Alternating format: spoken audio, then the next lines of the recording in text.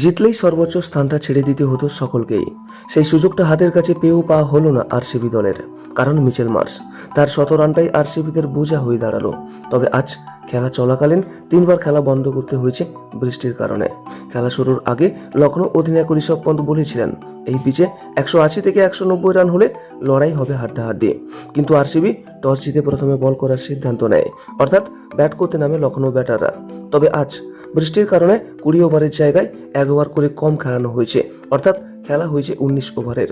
এবং লখনৌ ব্যাট করতে নেমে তুলকালাম কাণ্ড করলেন ওপেনিং ব্যাটাররা, বিশেষ করে মিচেল মার্শ। তিনি যেন আজ হঠাৎ করে অপ্রতিরোধ্য হয়ে উঠলেন। আরসিবির কোনো বোলারকে মাফ করলেন না তিনি, সবাইকে ধুয়ে দিলেন তার ব্যাট দিয়ে।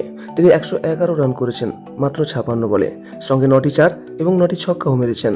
জশ হ্যাডেলউড তাকে আউট করলেও ততক্ষণে তিনি যা করার করে দিয়েছেন এবং ১৯ ওভার শেষে লখনৌ ৩ উইকেট হারিয়ে ২০৯ রানে পৌঁছে গিয়েছিল। আজকে স্লোয়ার পিচ, খেলার মাঝে বৃষ্টি এবং ২১০ রানের লক্ষ্য, সব মিলিয়ে আরসিবি দলের জন্য খুব কঠিন হয়ে উঠেছিল।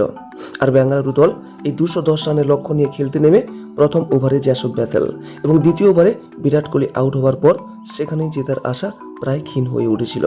তবুও চেষ্টা জারি রেখেছিলেন দেবদূত প্যাডিকেল এবং অধিনায়ক রজত পাতিদার। কিন্তু লক্ষ্য যেখানে আকাশচুম্বী, সেখানে এদের জুটি কাজে আসেনি। তবে খুব খারাপ খেলেনি আরসিবি দল। ১৯ ওভার শেষে আরসিবি দল ২০৩ রান তুলেছিল আর মাত্র ৯ রানের ব্যবধানে হারতে হলো বেঙ্গালুরুকে।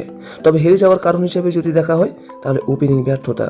হ্যাঁ, আচমকা কোনো একটি উইকেটের পতন হতে পারে, কিন্তু পরপর ২ ওভারে দুজনের আউট, সেখানেই দল পিছিয়ে গেছে এবং পয়েন্ট টেবিলের সর্বোচ্চ স্থানে আর পৌঁছানো হলো না আরসিবি দলের।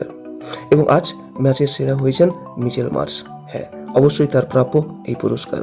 ২০ ওভারের খেলায় সেঞ্চুরি মারা অনেক সময় অবাস্তব বলে মনে হয়, এটা যেন অসাধ্যকে সাধন করা। আর ভিডিওটি ভালো লাগলে একটা লাইক করবেন এবং নিয়মিত এরকম আপডেট পেতে আমাদের এই চ্যানেলটিকে অবশ্যই সাবস্ক্রাইব করে রাখবেন। সর্বদা সুস্থ থাকুন, ভালো থাকুন, নমস্কার।